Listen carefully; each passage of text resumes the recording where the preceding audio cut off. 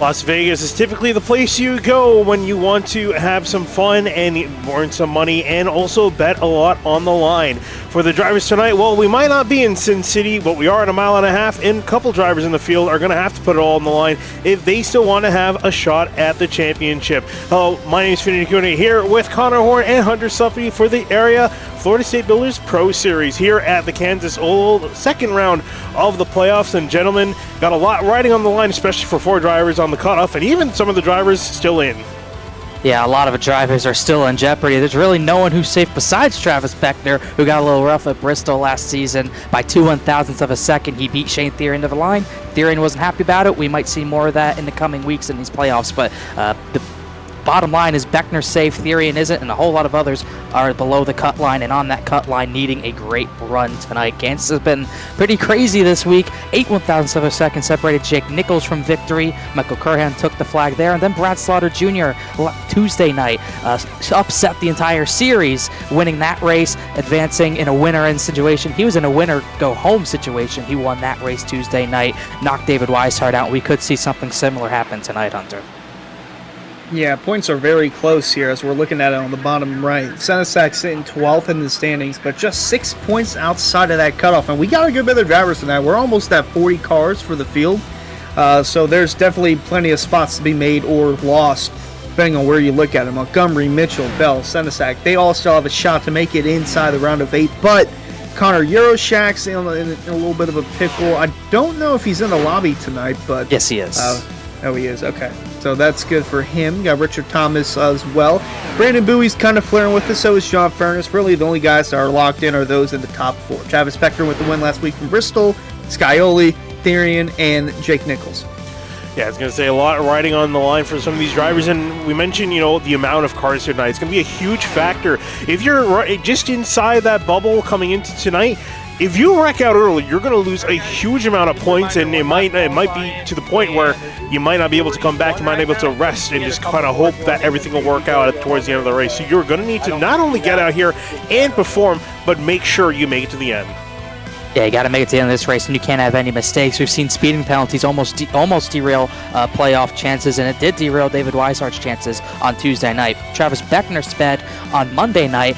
Didn't get a yellow to recover, but thankfully a big enough points gap to the point where it did not affect him. But Weishart didn't get the yellow early enough and then got caught up in a crash. So speeding penalties can kill you here, depending on how this race goes. And we've seen 20-plus point gaps evaporate coming into this playoff round. Who was it? I think it was Ricky Springer. He was up 22 points going into Dega and lost it all and not in the playoffs. But a little different beast compared to Talladega when you come to Kansas. But anything's possible, and you cannot make a mistake as we get our first qualifying times up. Ed Robertson's one of the first drivers out, and this will be a crucial bonus point, for some drivers to try to get, But this is a big bonus point if you can get it up there. Big bonus points, especially whenever it's in this elimination style format. We do 2 races around, except for the championship round. Obviously, that's 1 race, but there's a little room for error, especially when it's 2 races. First race, you can have a little bit of a slip up if you're good on points, but if you're not good on points, any mistake is a huge mistake. And each bonus point matters, especially with clean incident, lap led, most laps led, and then even pole. You win the pole here, it's a bonus point, and that could be crucial for a guy like Brandon Bowie. Yeah, Brandon Bowie across the line in the number 23, one of the first playoff drivers to get a time down. JT Poole, he's currently out there on the racetrack putting a time down, and he's wheeling that thing around trying to see if he can get a decent spot going. Of course, JT Poole, though, not in the playoffs, but still out there. He got a smile on his face, very happy man qualifying as he comes across the line. Almost in the grass. He will go, and where does he end up? 30.4, up to second. Decent time for him. He was in a truck playoff, so couldn't make either race in those playoffs, so eliminated from there. Now he's out here in all the series he runs to just try to win some races, as that'll be a good start if he can start top 10 with that time. Colin Farnborough, another driver not in the playoffs, running for wins and just good runs in general, as they're about just over 2 minutes in. Not many drivers taking to the track, maybe looking for a cloud. Did see Monday night at the very end of qualifying, a cloud kind of came in the last 2 minutes or so and propelled some drivers to the front of the grid. We'll see if anyone tries to stick it out once again, as we got plenty of time left in this session, as Ben Pierce is one of the drivers going out early. Yeah, everything matters here, especially the temperature of the track. They wanted to be a little bit cooler so they could have more grip in the center of the turn. There we see Fambro going through 3 and 4. Going to put down another lap. Going to get close to that wall. That's basically Larson lining it. It's the preferred groove around this racetrack. We saw on Monday night, but Michael Curran made that bottom work towards the end. And Fambro goes up with a 35.02, P3 on the board. Yeah, P3 on the board, and there is a really slow trickle of drivers out there. Guys, we only have 7 times on the board, and there is still 7 minutes left in qualifying, and Steve Durham is the only other car out there on the track. Everyone is waiting, and I think they're waiting because they want the weather to get cooler. Taking a look at the air temp, 65 degrees in the air, 84 on the track, and I think drivers are kind of just hoping that, some clouds get over the speedway, cool it down a little bit more. They'll get just that much extra speed here. Steve Durham warms up for his flying lap. See what he can do. Not had the best of seasons. It's actually in a crash on Dega Thursday. That's a few weeks ago at this point. Not too high in the standing, 32nd. So in every single race, so rough season for him, but still trying to build on it in his Supra. He goes to the bottom in 1 and 2, which is not what a lot of the drivers have been doing. We saw Monday night, and it looked like Tuesday night as well. The line around the top was where you wanted to be, but Durham's trying to get to the bottom, but he doesn't seem like he has the grip to get to the white line, which is where you really want to be if you're going to run down there. And tire fall-off is going to be key whenever we get through this race, as Durham puts down a 30.7. That's going to be P7 on the board. We don't really have too many yellows here. Kind of similar to Monday. We went caution-free back in Season 1, but had about 4 yellows in Season 2. And might I just say, it ain't over till it's over. Because Season 2, the last time we were here, Alan O was leading in 3 and 4 on the final lap. Hit the wall in turn 4, couldn't get off of it, and Davey Hendricks pulled through to steal the win in the final 100 feet or so. So it ain't over till it's over, and we saw that Monday night as well. Jake Nichols dominated that race, but Curran kept it to him through his bumper, and then even on the bottom, which we thought it was impossible, but he made it work, and by 9/1000ths of a second beating Jake Nichols. And Jeremy Miller finally out on the track, as well as a couple other drivers trickling back on with just half the session left to go. And so many drivers get to put down at time. Miller leading that charge of drivers around the outside, a little bit sideways coming off of 2. He's really pushing hard in that outside lane. It's really hard to push when you're that high up as well, because any slip up is usually going to put you in the wall, but somehow he didn't put it in the wall yet. You have to turn it down off the exit a little bit just to make sure that safer barrier doesn't jump out at you. Did a good job doing that across the line. He's going to go 30.528. That's 4th out of around 9 drivers to go so far. So not too bad for the 30s. Another one, kind of like Steve Durham, he's had a rough season. He's back 38th in points. Got a lot of guys that are waiting to put a time down. And one of them, Jordan Martin, actually on the racetrack. Still got some guys sitting on pit road, but see what 38 can do off turn 4. Coming to finish up his lap, across the line he will go. It's going to be a 30.5, 30.6. He's going to be a little bit back in 8th. Connor Urashak, can see him out there on the track in the number 12 machine. He's a playoff driver. Across the line he will go to start his lap. Off into turn 1, also running high, which I think we're going to see for a majority of the drivers coming in for tonight. Ooh, man, he's all the way up there. All the way up there, and you can see the yacht on the back end of that car really coming out of the corner. It's something you got to manage. Decent first sector going on down the back straight, now in the bottom in 3 and 4. I think the bottom is better in 3 and 4 than it is 1 and 2. Oh, almost hit the wall there. We'll see if that scrubs too much time off this lap. 30.426. That puts him easily on pole for the time being, so didn't scrub off too much speed. He needs a good run tonight. Did not make it last week at Bristol. Unlike Jake Nichols, who also was in Road to Pro with Euroshack, Nichols was able to register to get some laps in and gain a few points, so he's 24 above the cut line. Euroshack couldn't put any laps in, got no points. That's why he's only 1 to the good. It's Justin Sogak, eliminated Tuesday night, trying to just forget about that, have a good run tonight. He goes pretty fast, 30.503, puts him 5th, and now we're getting pretty much everyone on track with just under 3 minutes to go. Maybe some drivers tried to wait for a cloud. Doesn't look like it's going to come over the track, as Alex Bell, another driver on track, Hunter, he's been a little bit consistent this season, 30.609. That puts him just inside the top 10. Yeah, and then here's Matthew Bell. No relation between the two, but Matthew Bell, that is below the cutoff line heading into this race. The guys in red are those that are in danger of missing the next round of the playoffs.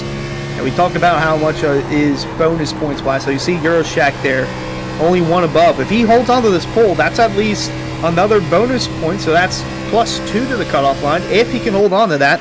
See what Matthew Bell does off turn 4 down the front stretch. Not going to be enough for pole. Going to be 8. P7? No, P8 on the board. Yeah, I mean, semi-decent time. We'll see if it'll stick, at least putting him up inside near the front of the field.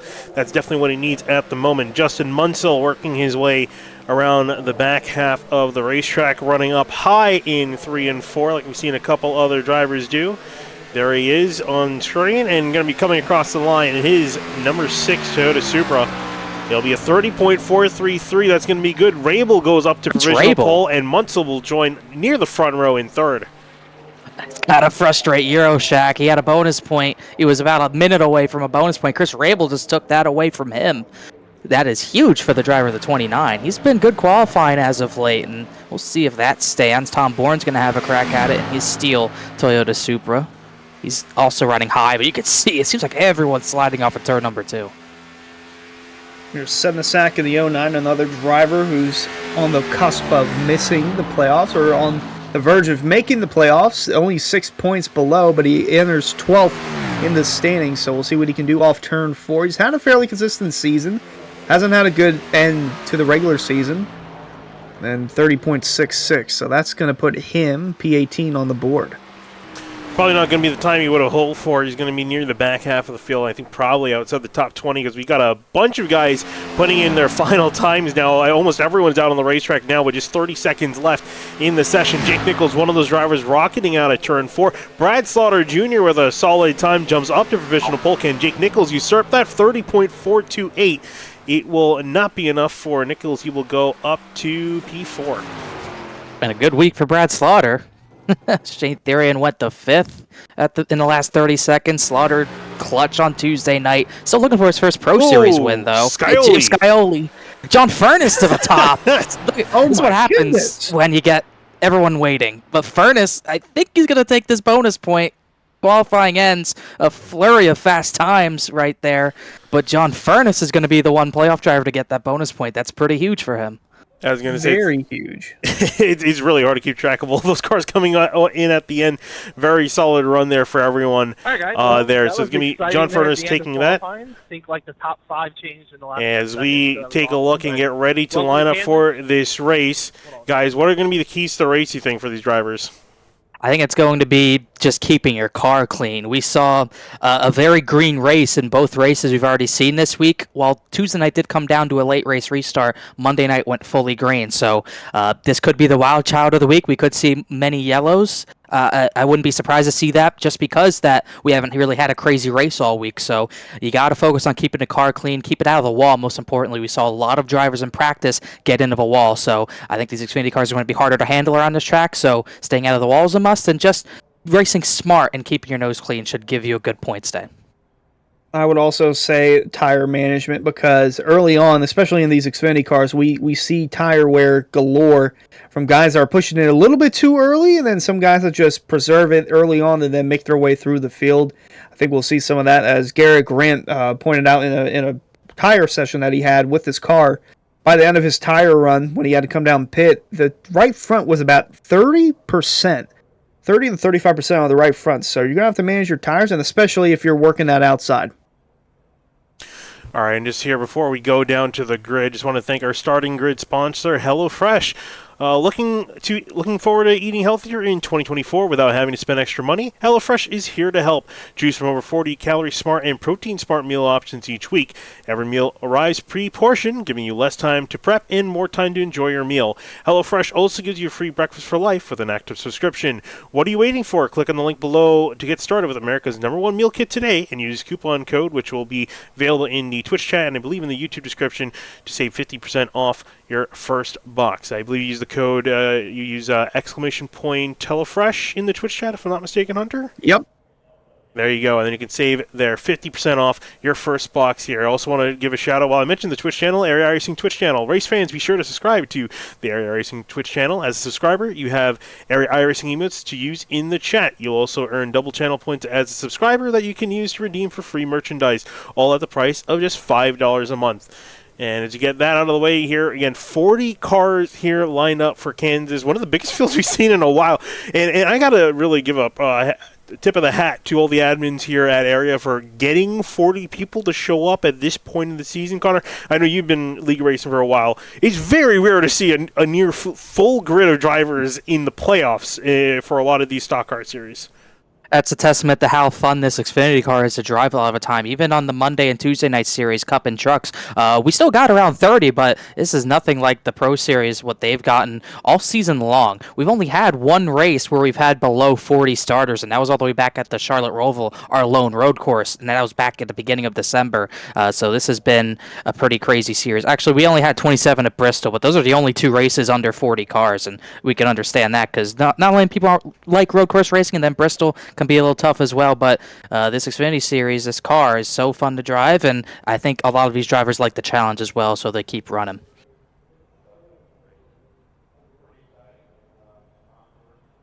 And showing and there we go. Qualifying is going to be complete here. Officially, or the warm-up, I should say, is complete, and that means we're going to be getting down to the grid. And as soon as we do, we're going to get started going through your starting lineup, because, boy, do we have a lot of drivers here tonight. Starting on pole for tonight's race, going to be John Furness leading them down with a very late lap in, one of the quickest in the session to get him on pole. Brad Slaughter starting next to him in second. He's looking for 2 of the 3 races to win 2 of the 3 races this season. Then row number 2, James Scioli, dominant this season in the Pro Series. He starts in the 3rd position. Chris Rabel, who had a great run himself in qualifying, starts 4th. Moving on to row number 5, it's going to be, row number 3 in 5th is going to be Connor Yurshek, and the number 12 machine, who was so close to getting pole early in the session, but couldn't quite last on the timesheets. Jake Nichols starting next to him in 6th in the 73. 7th position, another playoff driver in Shane Theory, and 2 1,000ths of a second separated him from victory at Bristol. He'll look for redemption tonight. Justin Munsell, almost fast Tuesday night. He's looking for redemption from Tuesday night. He starts 8th. Rolling off in 9th, going to be Ryan Hart's in the number 3. Next to him, it's going to be Brandon Bowie in the number 23, rolling off in 10th. And in the 11th position, we've got JT Poole, 2 non-playoff drivers, Poole in 11th, and then Colin Fambro in his Pepsi number 18, Valvoline number 18 and 12th. Moving on back to 13th, been Bronson Stafford in the number 61. Next to him, Justin Anisoga in 14th in the 88. 15th position, a lot of non-playoff drivers in this 10th to 20th range. Eugenio Alonso in 15th, Jeremy Miller starting 16th. Brody Falker is going to be rolling off 17th in the number 42. Next to him, Nico Garcia in 18th in the 41. And then just inside the top 20 is going to be David Weishart, who had heartbreak on Tuesday night. He starts 19th. Michael Muhammad starts 20th. Moving on back to 21st, Richard Thomas. He's got to climb out of a bit of a hole, starting back in the 37 car. Next to him, Garrett Gray in the number 5 in 22nd. In the 23rd position, Matthew Bell, who needs a good night. He needs to get through the field as well. He will start in the 23rd position alongside Julio Villalobos Jr. Moving back to 25th, it's going to be Alex Weaver in the 62. Next to him, Alex Bell in the 15 car lineup in 26th. 27th position, the iRacing Chevrolet Camaro of Jordan D. Martin in the 27th position. Then Delonte Ballard in the 609 Motorsports Supra starts 28th. Bryce Sennis next to me rolling off 29th in 09. He's got a long way to go to the front. Ed Robertson in the 64 next to him in 30th. 31st position, the Steel Supra of Tom Bourne, and then Joey Chapman alongside in 32nd in his Supra. Moving back to 33rd, Clay Montgomery, another driver who really needs a good night, going to be rolling off the 45 in 33rd. Shane Abbey next to him in the 84 in 34th. 35th position, a 66 Supra, Eric Wineland. 36th is going to be the one of Steve Durham. Moving on back to 37th, it's going to be Ben Pearson, 65. Greg Mitchell way back down in the number 2 in 38th. He needs a lot of work to be done tonight so far. Then Case Lakatos is going to start in the 39th position. Ryan Swan, during the session, won't be starting tonight, so our last runner will be the 95 of Spencer Brown. That's our 40-car field for tonight. That's going to say a lot of cars getting ready to go. And we'll see who will be the one on top here. 130 laps on the board. As you look at your temperature, 65 degrees in the air, 79 on the track, and I think it's only getting a cooler here as I think we're around the late afternoon. UBR at about just before, I think, 5 o'clock in the afternoon. Base Truck is going to make the left-hand turn off to pit lane. Field in control of John Furness. We'll see what he can do from that pole starting position here. 40 cars ready to go here at Kansas, and we are green.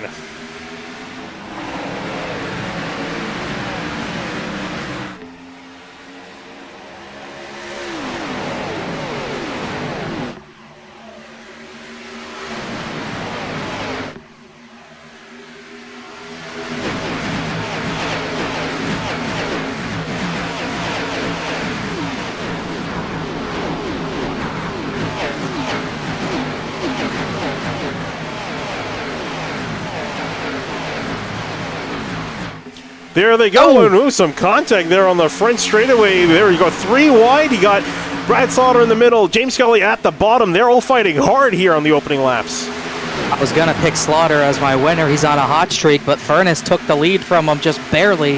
I think Furness thought he'd go to the apron, and he didn't, and that's why they made contact, but they got away with it. 28's in the lead. Well, I might as well go with the 12 of Euroshak. He's already working his way up to third after the initial start, but up front for the lead, they're going to tuck in line. Scioli up to second. Furness holds on to the lead on lap 2. Brandon Borcon Yershak is starting to make some moves here, up to third already. And now it's still looking to see if he can get back at the lead, as well as looking at James Scioli trying to get the lead from John Furness, but no dice there. Looking further down the order, still some battling going on. There's Jeremy Miller trying to find his place in line. Will just slot himself in between Bronson Stafford and Nico Garcia, and then there's also Brandon Bowie in behind, trying to make some moves here. He's got Brodie Folliker in behind, and Nico Garcia just right.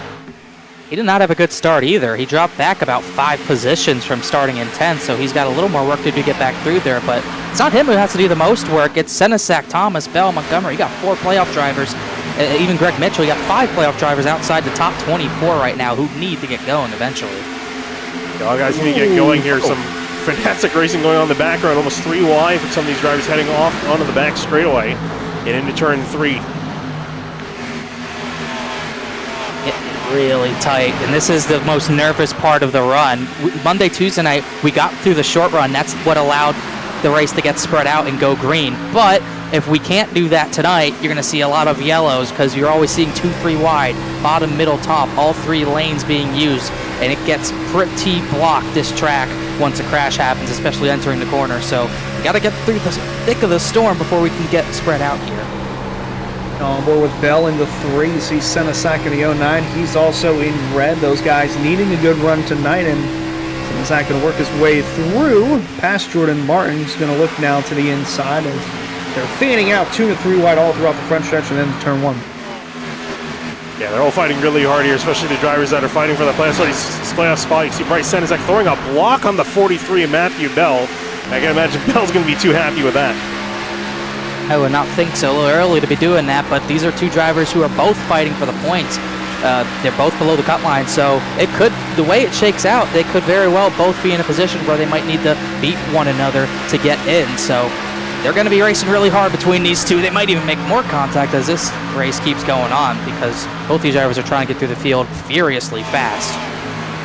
Yeah, Senesac went up to that outside line trying to get the boot scoot boogie in the run on those straightaways. That's what happens when you run the outside lane. It propels you down the straightaway, and a little further up front we got the 9 of Shane Tierney just outside the top 10. Nico Garcia, the fastest driver in practice, fighting for the 11th spot. Let's see what Nico Garcia can do is he works on the bottom, and for the most part, a lot of the drivers up near the front single file. As I say that, though, I just see 2 drivers going out for position. Chris Rabel trying to make some moves, and Chris Rabel had a fantastic qualifying session. Started up in 4th, almost had pole position, was there provisionally for just a couple minutes, but got usurped by some quicker drivers. There's Brad Slaughter working around the outside. Jake Nichols also trying to follow in tow on that outside lane. Yeah, you're going to see that top line most likely become the dominant line. Short runs, what we've been seeing is that that bottom line's good for saving your tires in the cars and the trucks. But eventually, once you get to the long run and start running for speed after saving your tires, that top line becomes dominant. It becomes hard to use at the pass. So looks like Rabel's a little caught out right now, stuck on that bottom, just getting freight trained right now. It's almost like reverse Bristol back 25 years ago, where you get freight trained if you're on the top, or like Martinsville in some instances. But if you're on that bottom, you're going backwards, and Rabel has lost about 3 positions so far. And on board with the 6 of Munsell in the sim, up a couple of spots since the start of this one, but just hanging on in the 6th position. Got the 73 of Nichols in front of them for the top 5 are playoff drivers. Meanwhile, those in white, they're just out having fun because they're not part of the playoffs, and they can put that at ease. They can just go out for wins, and you see one of them there, the 15 of Alex Bell, just running inside the top 30. He's got a handful of drivers door-to-door in front of him. And Dante Ballard just up ahead, gaining some spots. Saw some position exchanging back here. That's why I kind of came to have a look down here. There's Eric Weiland, and hello, behind him, 3 wide. There's the 37 or Richard Thomas way on the outside, Joey Chapman, and I believe that is Shane Abbey on the bottom. It is in the 84. Weiland tapped the wall a little bit as still trying to track the points. Cut lines tight right now, and a lot of it's because you have all those drivers in red at the bottom of the running order right now. It's only 1 point between Richard Thomas and Matthew Bell, and Richard Thomas had a pretty good run going last week at Bristol. Was taken away from him in the final caution that we had, taken out by Justin Munsell. So it's put him in probably a bigger hole than he deserves to be in, but he's not doing himself any favors right now, back outside the top 30 still. Yeah, Tomlin's going to have to stop the bleeding at some point. Otherwise, it's going to cost him a spot in the round of 8. But see another battle up here. The 60 going to the inside. That's Joey Chapman below Shane Abbey. A little further up front, we see the 09 Senesac getting a little aggressive. Staggered around in that 23rd spot. Julio Villalobos Jr. running 22nd. And behind him, Matthew Bell, another one of those guys needing a good run tonight in order to have a chance to make it into the next round of the playoffs. You can see Senesac slipping up. Here comes Matthew Bell, his main competitor, from what it seems at the moment. Going to go around him, and here comes Jordan Martin also trying to make some moves. Trying to see if he can get past him on the track. Brandon Bowie, Tom Bourne, they're also side by side up ahead. Bowie getting ahead of the number 16, and he'll move up into 20th. And so this is where a lot of the battling is going on. The rest feel fairly quiet up near the top. I'm feeling because a lot of guys just kind of settling in here for the long haul. I would think so, and Bowie was actually defending Bourne. He slipped back. Oh, Bowie! He got in the wall a little bit. I think Steve Durham had some sort of issue ahead of him. Really checked him up. He's going to lose 2 more positions to Bourne and Villalobos, but that could have been race over. That was an incredible slide and save. Take a look at your Simrad market replay of what happened here. I think, did he get loose off the corner? Oh, no, it was the one that came up in front of him, and he just slammed the brakes. He did a heck of a job staying out from behind the one. It looked like Durham got tight on the bottom and really had the lift. That could have been bad. Yeah, that is not a good thing if you're... Oh, hello. Here we go. 3 wide. Yeah, now Bowie's going to have to try and make that ground back up, and going to catch the one of Durham again. Meanwhile, the 43 of Bell was closing in on that. Senesac now 3 wide in the middle off 4. He's got Alex Bell to the outside, and another car to the inside. That is the 21, Delonte Ballard. Oh, he almost gets squeezed there.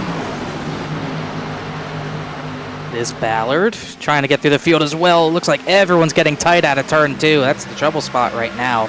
If you get too high and too tight out of turn number 2, that wall just grabs you almost. It just shoots you right up the track. So, and even then turn 3 can be tough. Looks like Alex Bell hit the wall a little bit there, but that's where we're going to see a lot of our fights, I think, is out of 2 drivers fighting in the car. Yeah, just taking a look there, Brandon Bowie getting past Steve Durham as he was able to get his spot effectively back. Well, I'm sure he's going to want to keep the one in behind, doesn't want to have another heart stopper like that. Taking a look, Colin Famer getting past Jeremy Miller. Miller a little bit slow on the back straightaway. Here comes Bronson Stafford's outside. Miller had a decent start to the race, got up to 9th. Looks like he's got some right front damage now, and now stuck on the bottom, which you don't really want to be stuck down there. At 30, starting to go backwards, and he's got about 6 cars about to line up to his outside, I would say. And unless he can find a gap and get in the middle of one of these corners, he's got Therian to his outside, another playoff contender. Almost had a win last week at Bristol. Nico Garcia around him. He could try and slot himself in between himself and Weishart, but that's not going to be the case. So Garcia, Weishart, and the next one, Alex Weaver, right behind him on the outside. All inside the top 15 and all trying to navigate their way around the 30 of Miller. And then when someone get past, at least the 41 will get past David Weishart, trying to get past the 30 of Miller, as well as 62 Weaver, currently looking to that outside to get clear of him. That outside lane definitely looking a little bit more preferable now as you get later into the run here. Ooh, a couple cars in the wall in the background. That's Tom Bourne that went into the wall, and the one is Steve Durham following on through. These guys are fighting hard. Durham, Bourne, Villalobos, playoff driver Matthew Bell's right in the middle of it. I'm sure he wants to get by because they're all over each other right now. They're cutting each other off out of the corner. I think Durham got into the door of Tom Bourne the lap before, so I don't know how nice they're playing right now because it's getting a little physical for 20th on back. Getting a lot physical as we're seeing Durham and Bourne. Oh, yeah, the back off again. That could have been big, really big for the 43 of Bell. But he goes around on the outside. Looking a little bit further back, I think there's someone that almost hit the wall there. It's grabbed to the inside. I think it was Clayton Montgomery. Clayton Montgomery, yes. It looks like he tapped it, but he looks like he's damage-free for the time being. Who's up ahead? Battle brewing here. Brad Slaughter and Justin Munsell. Munsell getting a little bit choked off the corner of 2. Oh, see Durham. Durham sliding at it, too, in the background. I think he saved it, but He will. not wild. Take a look at Sim Market replay of what happened. Oh, caught the apron on the transition and got a little bit sideways. Able to hold it on. Senesac, he got hit by, who was that car on the outside of Durham? Whoever that was, he got hit by that car into the outside wall. Looked like Eugenio Alonso. Yes. We also got word that the 8 and 6 had contact. Jacob Bell let us know turn 1, lap 21. The 8 and 6 did get together. That's probably why Slaughter slipped from 3rd to the 4th to 5th. They had contact on Tuesday as well. As we got a battle for the there's going to be lead. more contact here. Yeah, you got a huge amount of cars in behind one another, and you mentioned, though, the battle for the lead side by side. A lot of action kicking off here. John Furness going to be up high. James Kelly down low. Battle for the lead. Looks like Furness is getting tight. I think he's been running the outside for a long time. This run, if you run it too long, it can wear the right front out. As Miller's done the same thing. He's in the wall. He keeps it straight, though. But this 28 right front doesn't look like he kept it on the car. And James Skyler's been one of the few drivers consistently on the bottom.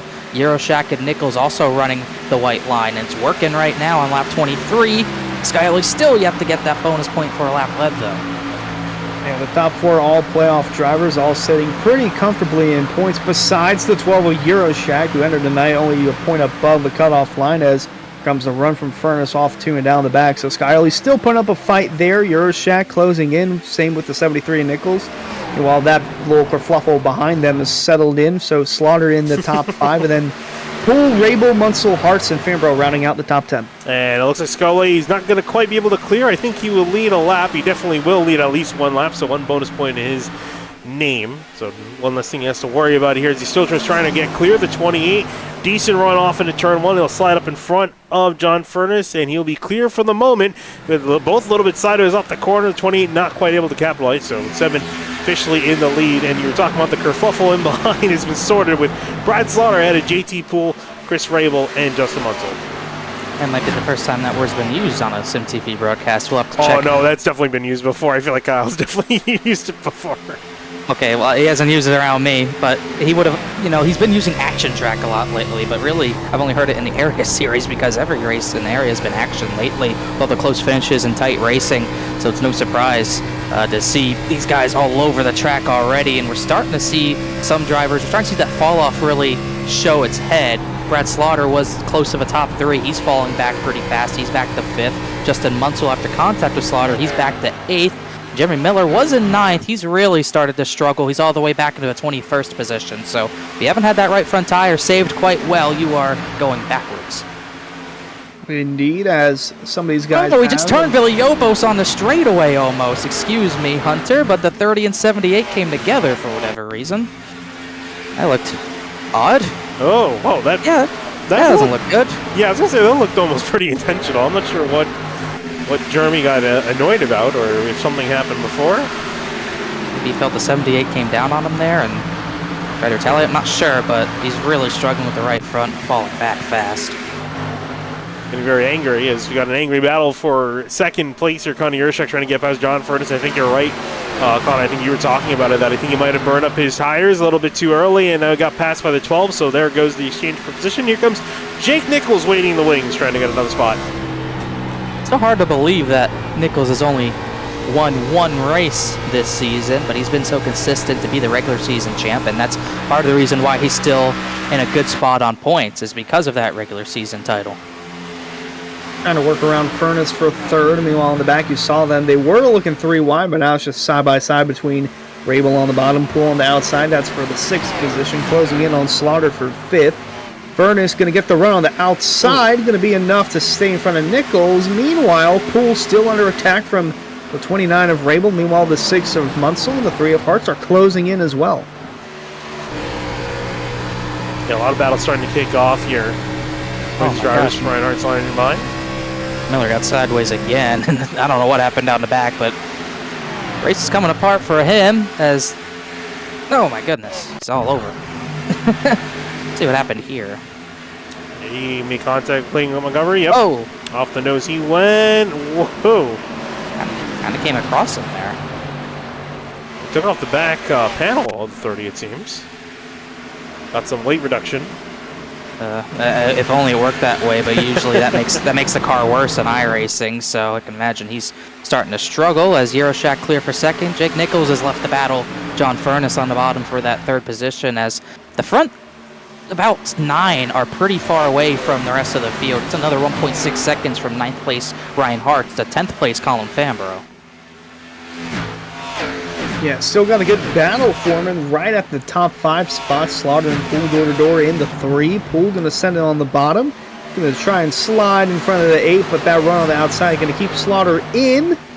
But for no longer, because now Poole is around him. Going to get the crossover attempt there. Meanwhile, they're still duking it out for third up there. Nichols and Furness still swapping the podium spot, and Nichols going to slide up in front of the 28 and try to set sail from turn 2.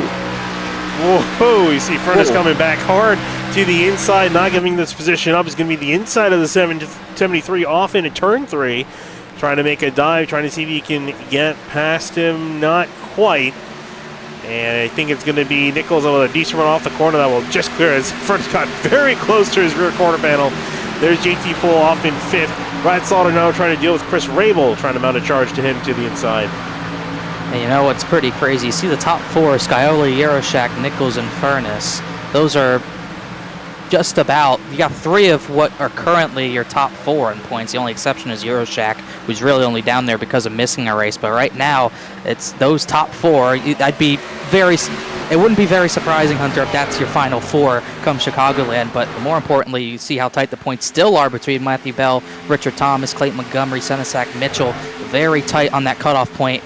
Matthew Bell's doing a good job. He's one of the furthest up as far as who came below the cut line. That's why he's 2 points ahead of Richard Thomas. He runs 19th. Richard Thomas is still all the way back in 30th. Yeah, we say one of because Connor Euroshak went from +1 to +23 now for the time being. About to be +22 as Jake Nichols has caught up with the 12. I think Euroshak might have had a moment because he was sitting 7 car lengths away from the 7 with Scioli, but now he's lost second and trying to get that back. Bit of an incident here, and you mentioned trying to get that spot back. Jake Nichols obviously not going to be one to give that up pretty easily, so he's going to fight for it here. Trying to see if he can keep the 12 at bay as James Cowley is set off into the distance and trying to expand the gap. As the rest of the top 9, top 10 are fairly single file. As a look further back, a battle between Brandon Bowie and Brody Follicker and the 61 of Bronson Stafford in the wall. That was tough. Bowie almost got in the back of the 61. Stafford had issues Tuesday night, but kept it straight. No harm, no foul. Almost gets hit on the straightaway of Alex Weaver trying to get past. I don't know if he got out of his way or was trying to protect the high line. Either way, Weaver's going to get clear of that anyways, so it doesn't really matter. But a few tight moments already. That high line's already grabbed a few drivers and who have put themselves into the wall. Yeah, it's a handful for some of these guys who might have damage already or just the tire rip starting to fade away. 35 laps into this run. Connor, when would you expect to see guys coming down pit road? Not too long from now. Lap 65 is halfway, so you're not going to be able to make it there. I don't think you're going to be able to make it much more than maybe 15, 16 more laps. So probably in the next 10 laps, we'll start to see some pit stops. I don't think you want to go much longer than lap 50 on a 2-stop strategy as Falliker and Bowie battle for this position, but it should not be too long from now. Shouldn't be too long. We'll see who'll be the first one to come down to pit lane and kick off the sequence. That's usually how it ends up. Euroshak really falling all of a sudden. I don't know if that wall hit hurt the car. He just let JT Poole by, but he was climbing to the front. Watch this swerve just to get out of Poole's way, I suppose, but it was really odd. Got lost position of Furness. Now another one to JT Poole. Something to keep an eye on as this run goes on. Rabel, the next car in line, that would be for the 5th spot. Meanwhile, Scioli's still in, about a second over Jake Nichols. Furness moved up to 3rd, and now we see the 29 looking low. Not going to be enough that time by, but something to miss with the 12 with Euroshak, looking to possibly fix it on this next set of pit stops. looking to see if he can get something going in the right direction. This is not what he wants to be doing at this point. I mean, he is, again, as far as the points are concerned, he is looking a little bit better. I mean, he's close to the cutoff, you know, position-wise, but points-wise, he's good by, what, 19 points? So as long as he gets a finish in, I would say the top 10, he should be okay. But obviously, you don't want to rest on your laurels. You never know what what might happen here. So I think he's ready to probably come down to pit lane to get some fresh tires and get back out there. And I'm curious to see how this is going to end up. If it's going to end up like the Cup Series where you're in caution-free. I'm not sure how the Truck Series race went, if it went caution-free or not. Two, three yellows. Had a That's yellow not at the bad. beginning and then 2 at the end that put us in green-white checker. But it was a very clean, very green race, which is personally not what I'm accustomed to at Kansas. So it was shocking to see those races go pretty green. And so far, so good. We have our first pit stops. Here comes Brad Slaughter. Tuesday winner. He's going to bring Weishart with him. Teammates usually pit together. It's right on the window of possibly splitting this into thirds. Not quite teammates, but Yeah, affiliates. affiliates for sure. Although, wait, that is interesting if they do it in thirds, because if this goes green to the end, it has a potential, but most likely not. If it does go green to the end, they pit with around 10 to go. If you're splitting this into thirds. You'll probably do one stint longer than the other, but Yeah. 3 pit stops won't work. Way too slow, I would think. Not think. I know 3 stops is going to be too slow. The fall off was about close to 2 seconds, not quite there, but it looks like the right rear is getting worn too. You can see all the rubber on the exits of turn 2 as Yershak's going backwards once again. Justin Munsell for the 6th position. Munsell way up on the high side, trying to see if he can get around the 12, and I think we'll be able to do so with the run off the corner. So Munsell up into 6th, he's +2. Yershak -2 from his starting spot, and he'll go back in line in 7th. Yeah, I don't know if he hit the wall or how hard he hit it, if he did. I don't see much damage, but clearly something wrong. He's got more pitters. Matthew Bell, who climbed up to 19th, he pits from that position with a few other drivers. Look like I think Alex Weaver was in, Jeremy Miller's in, Ben Pierce is in, Wineland, and then this is definitely the long run, definitely the pit window opening right around when you would think if you're splitting it into even third stints. This is about when you'd want to pit. As looks like Bronson Stafford's in, Jordan Martin's in. The leaders stay out once again as Jake Nichols is getting closer to James Scioli. Just a little bit back to 7 car lengths of a second, separating the 7 and the 73 on track. Meanwhile, Poole running in the 4th spot now, closing in on 3rd place, John Furness. Got to be wondering when these guys are going to make their pit stops, if they're going to stretch it to around lap 50, maybe 55, try to stretch the fuel window a little bit. Here comes Justin Munsell and Ryan Hartz. They're in from 6th and 7th. So they go down into pit lane. Again, Oh, we got a spin! Richard Thomas is spun at the entry to pit road. Playoff driver. Oh boy, where is he? I'm trying to find him down the order. There he is. In the number 37 machine. Take a look at your Simrad market replay to see what happened. Did he have some help, or was this just a bad transition? Oh yeah, it's the banking transition definitely caught him out. Ooh. We'll have to see if that's a penalty. Ooh, he didn't hit anything, thankfully. I was going to say, he didn't hit anything and came in sideways, and I would assume he came in below pit road speed. He's going to lose time in general, though, just from that spin, and from considering the fact he's already struggling, No and near penalty. that cutoff, that's going to be a big issue for him. But yeah, you saw him go away there, no penalty. That was kind of surprising because I thought he missed the entry, but apparently not. So thankful for that, I'm sure he is, but he was very close to the cut line already before pit stops. It's only going to get a little worse for him. He's got more work to do. Yeah, no penalty there, but that in itself is a penalty enough. Losing time from something like that on pit road. And I was going to say, we got 20 degrees of banking. It's progressive banking at this racetrack, so it's a little steep whenever you're running close to that apron, trying to make it on the pit road. So I was going to say that we could see some guys doing that, but we already saw one so far. Could still see a couple more have some struggles trying to make it on the pit road. Look there, Tom Moore, Nico Garcia there, come on down, and slowly but surely the rest of the field is trickling on down. Half the field yet to pit. It's been we're seeing about 5 or so takers, not even 5 or so takers, about 3 or so takers a lap. It's been a very slow trickle of cars out there. A lot of drivers trying to go long. Oh, we got another spin on pit entry. I think Brody Falliker had an incident. Take a look at Simrad market for this. See if this is the same thing. There's a gaggle of cars in turn 1 as well. Yeah, he got on the apron, but just turning and trying to get on the brakes, I think put a little bit too much brake back end came around. Looked like for sure Nico Garcia was not as lucky as a 37. He got speeding. So the 41 will be at the back of the field. Hot. Big We'll lock see a of furnace bed. This is what gets tough about when you have a lot of different pit strategies, Hunter. You get all sorts of packs around the racetrack that are on different sets of tires. It can cause calamity at this point in the run. Calamity is indeed the word. Had a couple of incidents since the start of green flag pit stops. No yellows yet, as Skyly continues to lead, but Nichols has caught the 7, made it within half a second of the gap. Rabel's in. As there's Slaughter, one of the first guys, I think the first guy on pit road. So it's going to be interesting seeing where he cycles through out of all this.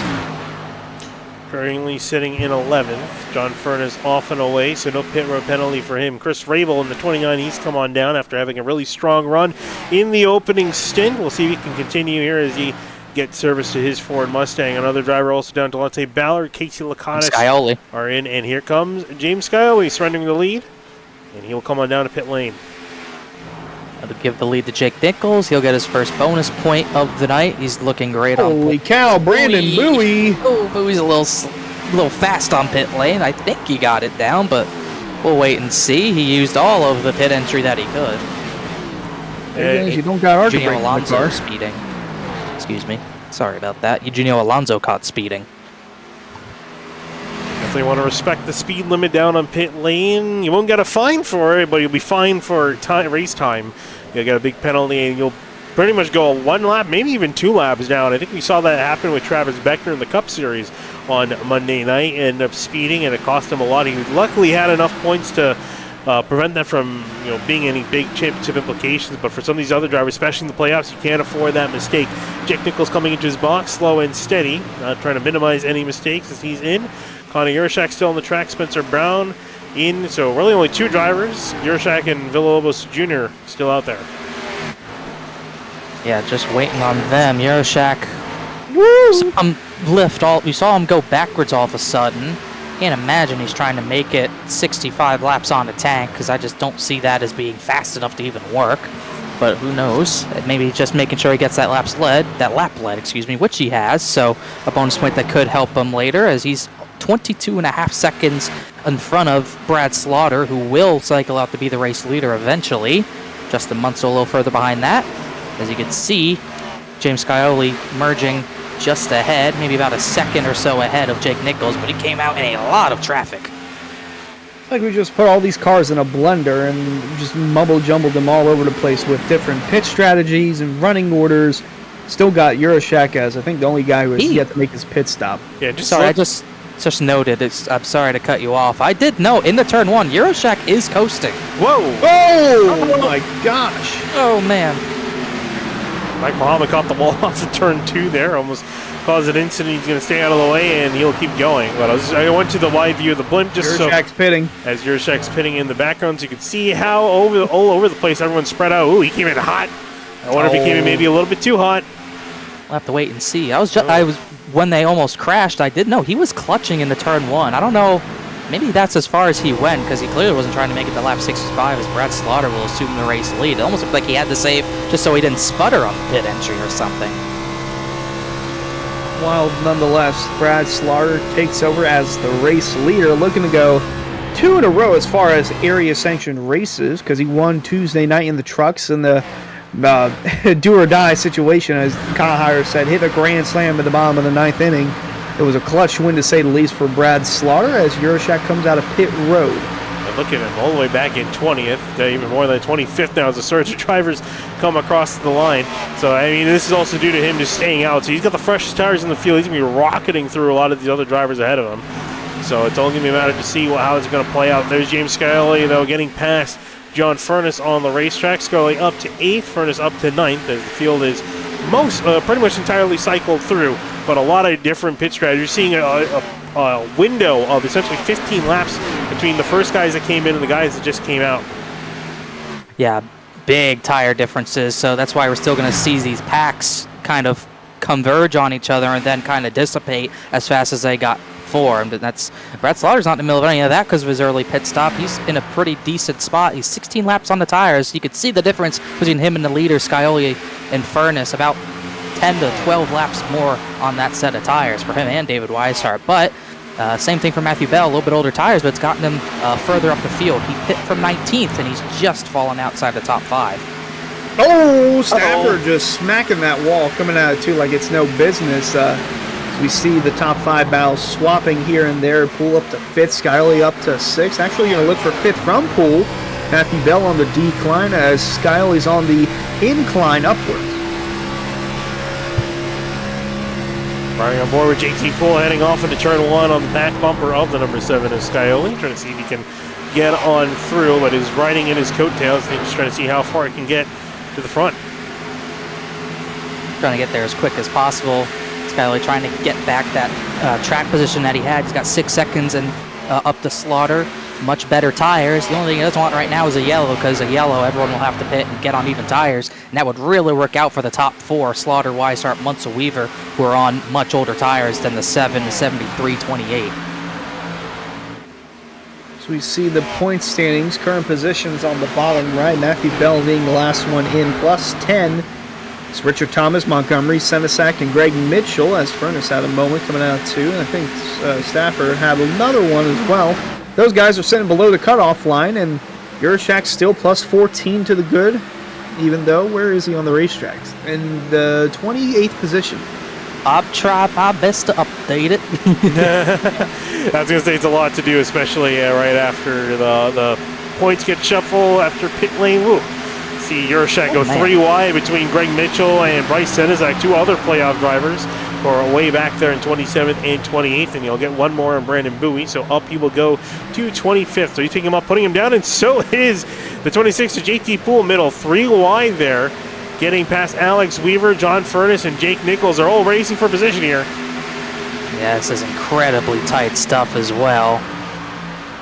This is for position. Nichols has much fresher tires. JT Poole and Alex Weaver have much older tires, so they're going to fall back in this, as Nichols not going to be much of a challenge for him getting back by Furness like he did earlier in the run. Oh, Weaver hit the wall pretty hard. Looked like it. Yeah, he was weaving off too as he made contact with the outside wall. There's a little replay of it. And a little kiss and a little whoop whoop. What was that again? All the way down on the bottom. I like the sound effect. I see it right here. It's right here. He hits it, and you see the hand? Like, whoa, hold on, something's going on. Wait, what's happening? Oh, hold on. Oddly enough, lap 62. We're on 62 of Weaver. Yeah. Justin Munsell working his way around the 33. David Weishart. Weishart one of the first to come down to pit lane, along with Brad Slaughter. So he will get by the number 33, and he'll go up into 3rd. Half a second back from James Scioli, and James Scioli himself about 4 seconds back from Brad Slaughter, who's a pretty big beneficiary of this. Again, of course, he's got the oldest tires, so he's going to have to come in first. Most likely, we'll see what the strategy is for him and David Weishart. Weishart's back to 5th. They pit together, but Slaughter was much further ahead than the 33, so a much bigger gap that's starting to dissipate now. Chris Rabel in 9th, starting to fall back after a decent start. Battle for that position. Bamber on the top, Rabel on the bottom. Oh, well, it's going to get tight off the corner, but Rabel is well clear to keep that clean. Weiland with a strong showing today. Started all the way back in 35th, up to 16th on the board, so plus 20 spots or so from the 66th of Weiland, just hanging in there, getting closer and closer towards that top 10.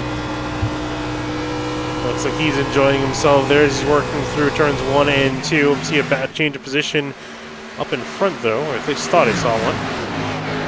Eyes might be deceiving. I think there's Jake Nichols getting around Justin Munsell. You did it that quick? It was. Yeah, that's how big the tire difference between them is. Jake Nichols half a second faster last lap. And if anything, it's going to allow Jake Nichols to close in on James Scioli. Good to have a pending battle for the lead once they catch Brad Slaughter, who's that red car right up there in the distance. Not going to be much of a battle.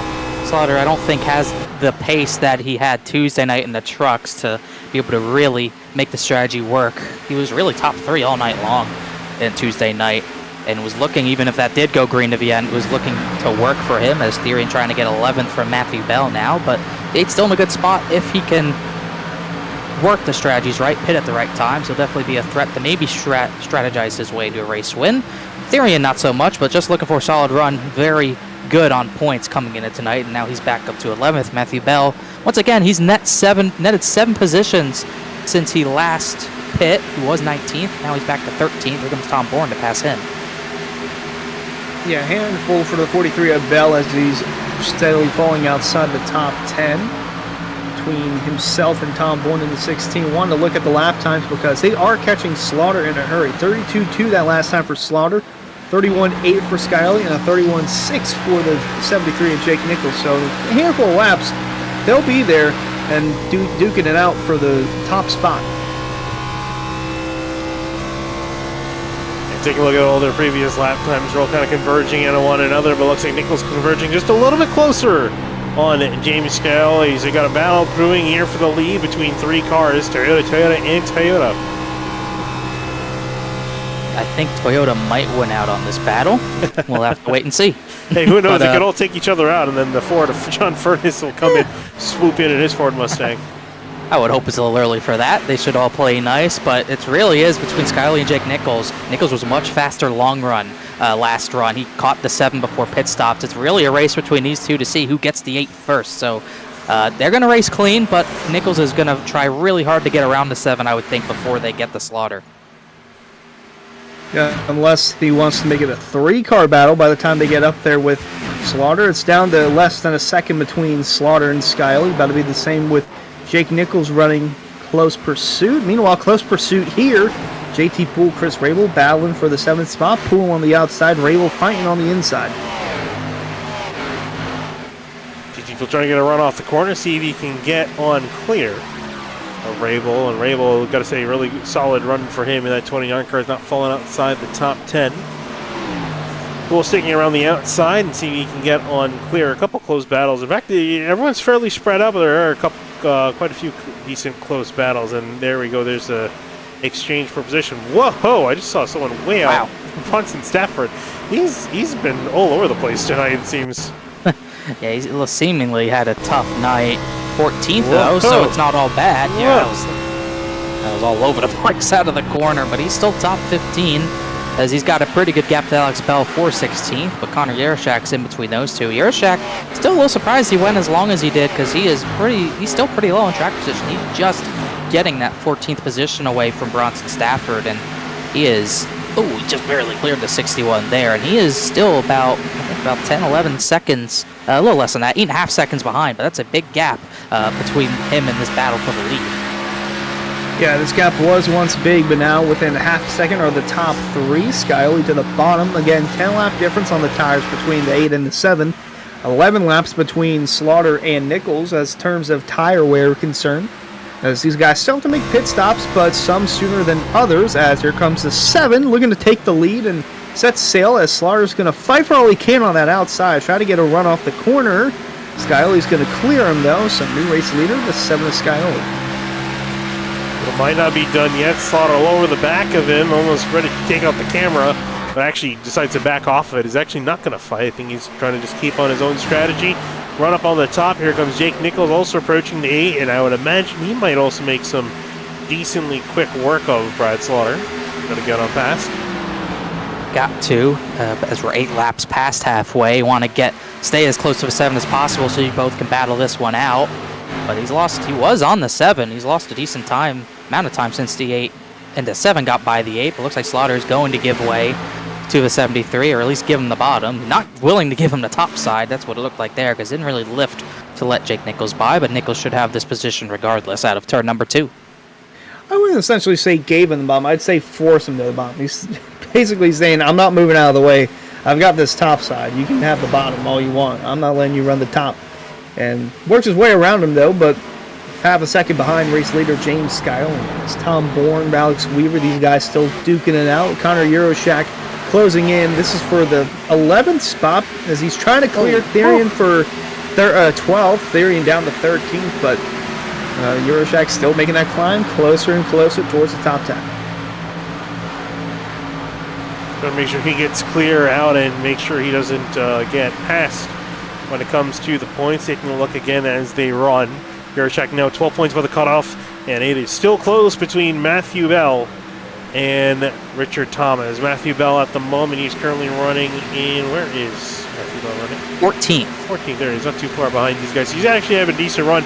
Didn't quite start off that way, but he's performing pretty well. And for Richard Thomas, he could probably hope to do better. He's back in 27th. Remember, he had his spin down on pit lane, so he's also got to recover from that too. Yeah, right now I believe that's the only swap as far as cut line's concerned. Bell in, Thomas out, compared to when it started the opposite. So Richard Thomas, that spin cost him, I would imagine, at least 3 seconds. He could be closer to that battle, but Matthew Bell is starting to fall back a little bit, which is a little bit of a saving grace, but we still got another round of pit stops where he might have to strategize to try to get closer to the 43 and battle him and others for those points. We saw 2 tires work Monday night. I think I actually did that, but it worked. It was fast.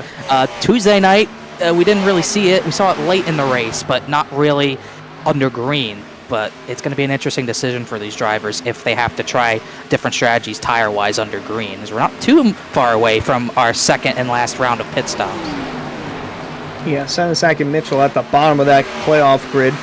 They're going to have to try and navigate their way through the field through different pit strategy, as the 9 of Darien sitting pretty good in the points right now. Weaver trying to work his way around him. Juracek in the 12, you see he's up to 11th. He's close down that top 10 to the bumper of Tom Bourne through 1 and 2.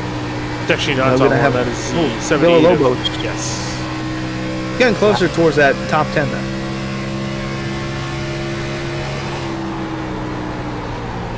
And Alfie will look down at turn 3. He'll get past lap car at 78. Oh, not quite. Whoa! Gets really tight, though, to the outside. I'll say, geez, that was incredibly tight. In the grass, let's get some grass on the left sides. Why not?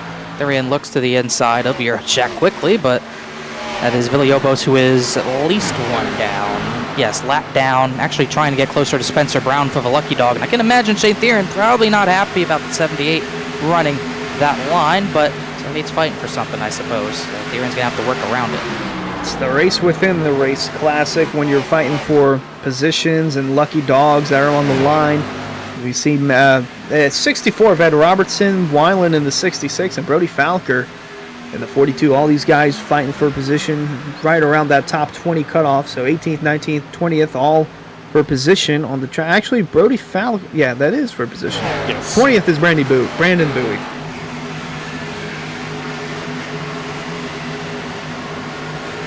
Some more battles further down the order. Richard Thomas, Lee trying to get past Shane Abbey here. Is inside of the 84. We're putting within 3, but he's been working over this 84 for a while, looking tougher and tougher to do as this run goes on. Almost clear. Here comes Joey Chapman. Chapman might be faster than the both of them right now. I think he has some fresher tires. Oh, they're getting really tight and they're in the corner. See if Richard wants to try maybe sliding up, won't do it. Instead, kind of runs a diamond, gets to the bottom on the exit. Better drive off than Abbey and gets the job done. So it's a strong pass and puts him just that little bit closer to the cut line. Ooh, here's Clayton Montgomery, one that needs to be close to that cutoff line and at least having a fighting chance at it. So we see him running in the 22nd spot, only 4 points below the cutoff line as they run, right behind the 3 of Ryan Hart's. Going to try and pass him for position here. That is for 21st on the racetrack. Yeah, he actually got passed by Ryan Hart, so he's trying to get that spot back and just can't quite execute. Oh, hello, Jordan Martin running the wall off of turn 2. Matthew Bell just fell back to 16th. Points show it's now back to 1 point between him and Richard Thomas. So short pit was a short-term game, but the cut line's gotten back to being pretty close, and Clayton Montgomery's only 2 back as well. Senesac and Mitchell need to do a lot more work, but it's getting really tight between those 3. Yeah, Bell gonna have to figure a way out through the next set of pit stops or so to stay above that top 8 in points, as we see Furness there, and here comes Slaughter. I was just about to say, working on 42 laps on his run. He's down pit road. I think Weishart is staying out, so this is an interesting call from Ada Slaughter. This is going to be they're going to have to go about, 46, 47 laps on their tires. Oh yeah, no, yeah, that is 46. Okay, so I guess that's not too early. I thought I did the math wrong. I thought he was going to have to go 50-something laps on his tires. He can't math. But he's going to have to go a little bit longer on that final stint. Whoa, you see the number 12 go to the inside of Tom Bourne. That gap was closing, and he had to back out of it. Yeah, incredibly. Got to be careful. Even though he's running well, he's still only 12 points to the good, so cannot afford to get wrecked. So Yoshak's still got to race smart. Weishart came down that last time, so he goes a lap longer than his teammate. Eric Wineland got in the pit lane, and they're 3 wide down in the front straightaway. Richard Thomas is in that gaggle as well. JT in the wall. Hard. That's a hard hit for JT Poole. Him and Bourne were getting a little too close for comfort going into turn 1. Poole going to move off to the side. Yurchak up another spot, so P8 for the number 12. No. David Weishart speeding on pit lane, or at least the penalty on pit lane. That is 2 races in a row for the 33. There's Richard Thomas talking about him in a gaggle of cars. He's leading Joey Chapman and Garrett Grant fighting position, as well as Justin Anasogak. And as all this battling goes on, she'll try to take a look at the points. Greg Mitchell's in. Looks like Furness up to 3rd. Yurchak's climbed up to 6th, so that gap will be bigger than 12. As it'll be a little hard to update as pit stops start. We'll usually try to update it once pit stops are close to done. Well, Furness is in. A little earlier than I think he went the previous time. He pit lap 48 last time, so this is only about a 40-lap run. This is a little earlier than we expected. Now, if you're the 7, the 73, even Chris Rabel and Tom Bourne, how much longer do you stretch it out? Do you stretch it another 10 laps or so, or because you don't want to stay on for too much longer, otherwise you're going to be at a disadvantage? I don't think they went 50 laps last time, pretty much. I don't think you want to go to 100 and only leave yourself 30 laps on fresh tires. I think the longest these two would want to go is to around lap 95. And, I think the only one we might see go to 100 is Euroshak, because he went 54 laps in the previous run and almost ran the thing out of fuel. So I don't think they're going to go much longer than 4 to 6 more laps. What I am curious between these two is who's going to be the one to come in first, who's going to be one to bite. Last time around it was James Skyley who bit first, then Nichols came in a lap after. And Nichols has been able to close the gap back to the 7. Now you just wonder, though, do you want that track position? Do you want fresher tires to come back later on in the run? That's going to be the big question mark. Looking at Connor Yurchak and Tom Bourne, they're fighting for what's currently 3rd on the racetrack. John Furness is in the middle 3 wide trying to make time up. So once again, like we were talking about earlier, Hunter, when he got different tire strategies, things get clogged up in certain lanes. And John Furness was all over Stafford and Robertson through the middle there. Man. Weaving in between Weaver and Stafford was the 28 of John Furness. As it feels like you're on easy mode in one of the NASCAR video games when you got new tires compared to everyone else. So Furness trying to make that charge back up, along with the 6 of Munsell. He also made his final pit stop of the race as well. Alex Weaver and just pit, looked like Falliker and playoff driver Senesac as well. Once again, it's a slow trickle. These guys are going longer on their tires than I thought they would, as Scioli's in from the lead. So he will be the first to bite on the pit lane, and I imagine Jake Nickel, he's going to have to respond here fairly quickly. I don't think he wants to do too significant of overcut. He's not going to have enough time to climb back and get past Scioli, so I have a feeling, I have a sneaking suspicion the 73 is going to be coming on through next time by. We'll watch him here as he goes to turns 3 and 4. Run the high line. I think he's going to stay out on the lap. These two had a pretty decent gap above. Excuse me. They had a pretty decent gap compared to the 3rd place John Furness after the 8 pit. So these two have a decent enough gap to the point where they could go much longer. As looks like Euroshak is in. He went really fast on pit entry, guys. Ryan Hart sped. We'll see what the 12 has. Look how Andy had to go. Oh, that's 100% probably speeding. Oh boy, you can't make those mistakes. Nichols is in meanwhile, and yes, Euroshak has a speeding penalty. Oh no! And then it's huge. Oh man, he just left. Is he done? Oh, he's done. He quit. Oh my goodness! Well, that is a championship contender. That's championship implications right there. And considering we're looking at how many, we talked about how many cars are here. Almost every single car is running. We only had one retirement, and Steve Durham retired 72 laps ago. I don't even know what he retired for, but 39 cars are still running on the racetrack. So that means that Euroshack's going to finish 39th. Oh, that's going to kick him out, I think. Yeah, we'll update the points once we get there, but that is just disastrous. I'm shocked. I'm a little shocked he quit because you never know what could happen in 37 laps, but that is such an unforced error for someone who really should be a championship contender come Chicagoland. What a mistake. And you know who that really opens the door for Richard Thomas, who's been fighting to get past Matthew Bell. So now it's probably going to be between Richard Thomas and Clayton Montgomery. Yeah, again, we will get you the updated points once this whole cycle sets on through, because we get to do these points manually, and it is really hard to do it middle of a pit stop sequence because everyone's jumping from the top to the bottom of the order very quickly. So once there, we got most of the drivers sorted out. I think most have come down for their pit stop. I think Justin Esogak, Shane Abbey have not pit.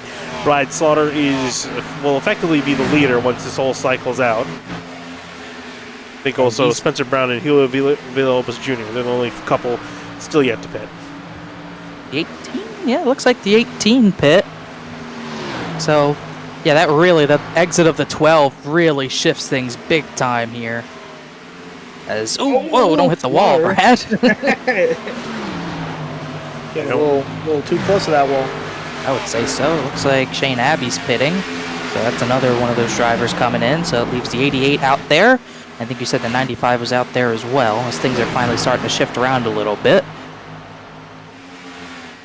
There's James Abby. Sorry, Abby almost spun into his stall. Hit the inside wall a little bit, but no contact. Looking at James Scully getting past John Furtis and Justin Munsell. So Scully up into third is Rick's Hot Sauce Machine. And Jake Nichols, we were just looking at before, he's back in sixth. He's trying to chase these guys down up in front. I'm wondering, did he might have stayed out maybe a lap too long? I know he's getting out the fresher tires to the end, but it is a pretty big gap to get down to nothing in 33 laps. Still about 4 seconds, and the difference is only 3 laps in tire, so it is going to be tough to do. I don't put it past him. It's Jake Nichols we're talking about here, but it is going to be a tall task. It's going to be interesting indeed seeing how this plays out, because we still could have the possibility of a yellow coming out and jumbling this whole running order up once more, as cutting through some 3-wide action. Got Weaver in the 62, the 30 of Jeremy Miller. Brandon Booty also there, a playoff contender. Going to give him a little push down the straightaway. And for Jeremy Miller, it looks like they found at some point in the rear bumper to that car, so they put it back on. Miller, though, not having the best of nights, so 1 lap down in 33rd. Rough time for sure. Yeah, this is going to be a pretty big shift in team points as well, because the only low-dollar cars here were the 26 of JT Poole, who he's still running all right in 10th, but now Euroshack's out. Travis Beckner, he was locked in because of his win, so he didn't show up. But it's going to be a pretty big shift in what was a tight team point battle. Yeah, taking a look at where the drivers and points are running at.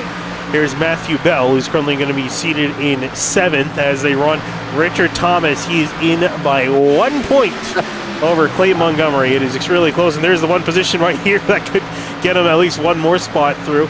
Working the inside of Greg Mitchell. A slight tire difference. Actually, Clay Montgomery, talking about him, he just got past Spencer Brown, so now I think they're almost tied.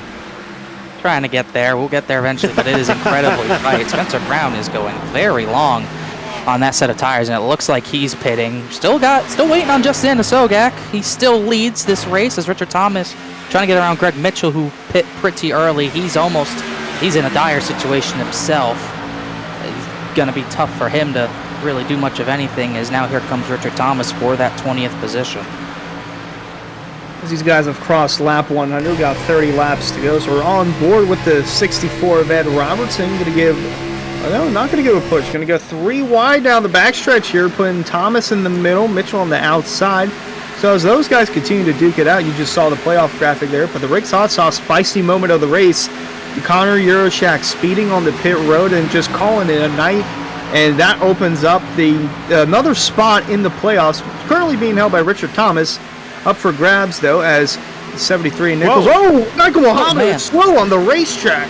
That could have been really bad. I don't know what's going on with him. Trying to But find where he- Muhammad is. There you go. He I was. think he and the 88 had contact Oh, this in is the back straightaway. this is gonna be interesting to watch. This started Yeah. coming out of 3 and 4, so there's 77. That's interesting way to make contact. And then Anasoga comes back in front, and he did not like that. Hip checks the 77 into the wall. He certainly did not. And Muhammad's still going around the apron slow at live, so keep an eye on him. But that was really weird. That almost brought out a caution, and then this wreck almost here. Just a Bunsel that he had a heart attack with a slow car off. So there's Muhammad now, I think, working back. He'll pit to repair some damage. And well, we've seen it a couple times. Anasoga also threw that. He's still in the lead, despite being hip checked. But here comes James Scally. I think he's about to get past him, or soon to be past him. Here in just Whoa! Who's He that? just tried to get on pit road. Or That was someone Billy just Obos, tried- I think. Yeah. Someone tried to get on pit road, but 78, yes. there's a lot happening over these last handful of laps here. Sure is. Oh, did he get run over by 16? Oh, no, he didn't. Okay. Just off the banking, he goes, man, pit road has been really rough for a lot of drivers tonight, either getting on or getting in and getting a speeding penalty. It's been a rough night for some drivers, but we've taken a couple look at some Simrad Market replays tonight. Race fans, head over to simradmarket.com for some custom iRacing paint scheme templates that are simply used and help you keep more focused out on the racetrack here as Justin Anasoga comes on down to pit. That'll hand the lead back over to James Scioli. And this is pretty much Skyler v. Nichols now. I don't think the 73 is catching too fast to the point where it's going to beat much of a battle, but like we said, don't put it past the 73. Yeah, we were talking about the Rick's Hot Sauce spicy moment of the race with Euroshak speeding on the pit road. Had a little bit of South Beach heat between Anasogak and Michael Muhammad. And then the South Beach Heat car just taking over as the race leaders. So race fans, be sure to check out rickshotsauce.com for some of the best hot sauces made locally in South Florida. Try the Loxahatchee Classic from Golden Garlic, Palm Beach Pineapple, or South Beach Heat. And make sure to follow the Rick's Hot Sauce Rookie of the Year battle in the Area Cup Series and see which driver will take home the $100 prize as the highest finishing rookie in point standings, which, for now, it is the 56 of Jake Matheson. And I think he might be the only rookie still in the playoffs. I think he might be too. I think that battle's wrapped up quite a while ago. It's not that big of a toss-up. I think it's going to be a solid $100 going to him if things play out. We'll see how it goes. Looking at Bronson Stafford, though, working to the inside of Eric Wineland, Brody Follicker, Brandon Bowie all in this big battle for 14th place. Or 13th place, actually, I should say. Bronson Stafford is still up there in front. Next closest battle, Jake Nichols, Brad Slaughter, where they actually exchange hands after I think we're looking at a couple of replays. So Nichols up to second, Brad Slaughter back to third. And that's how they run at the moment. Taking a look again at the point standings as they run. This is going to be a close battle. By the way. So updated. It is updated.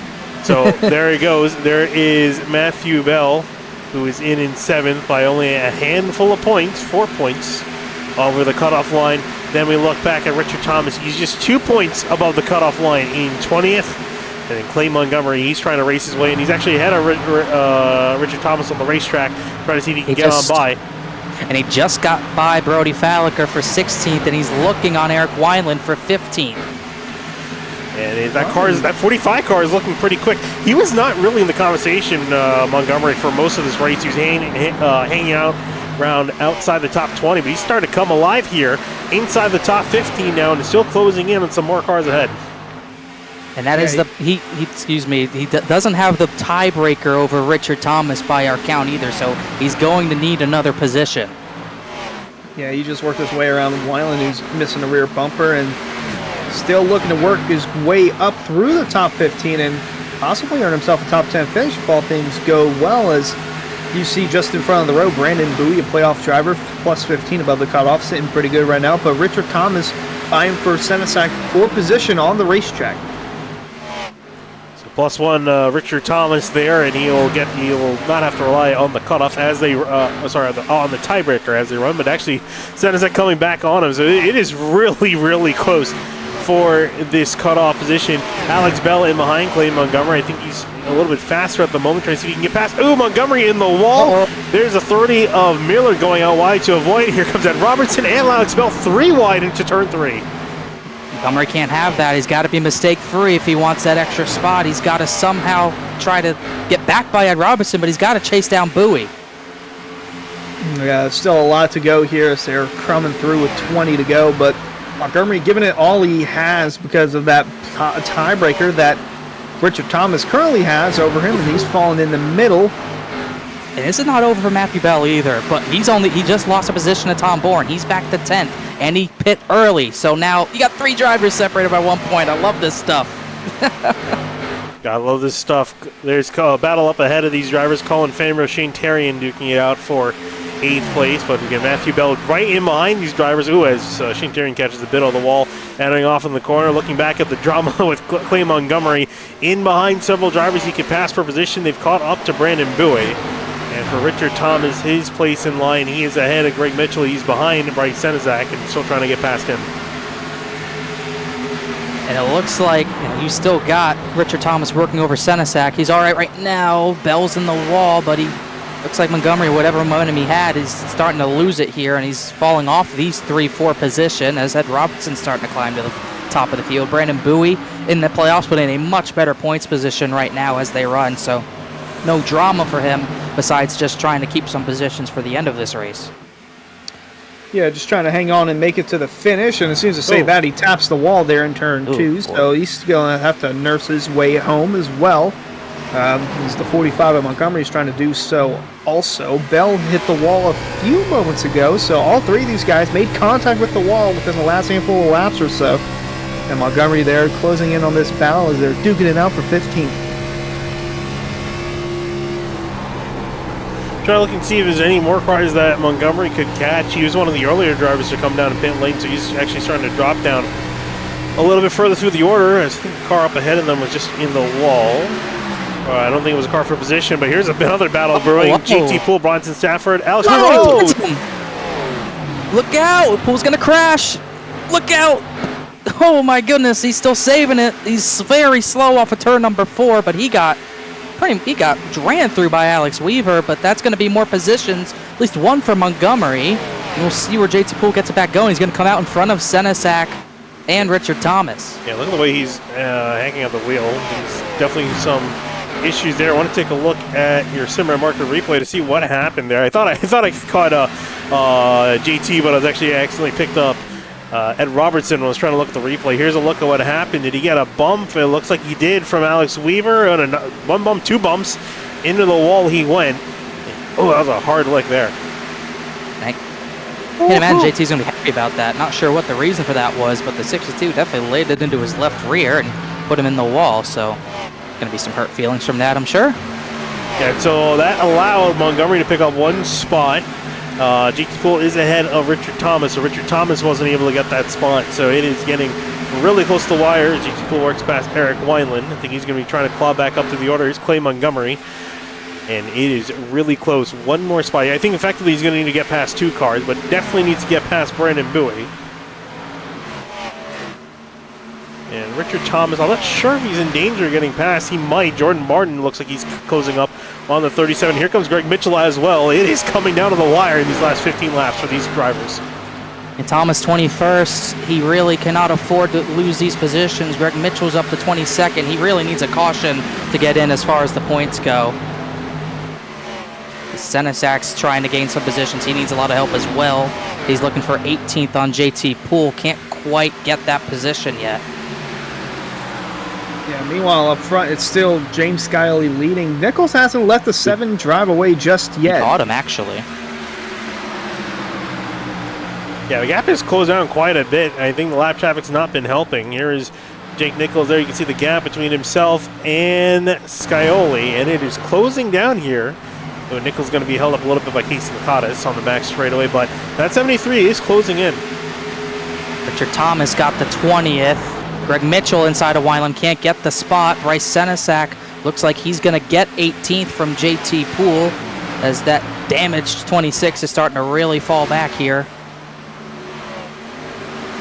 Music to the ears of Richard Thomas. If he can get up to him, that'd be another spot gained for the 37 as Wineland going to get really close to that wall in turn 2. Greg Mitchell going to go along by on the inside.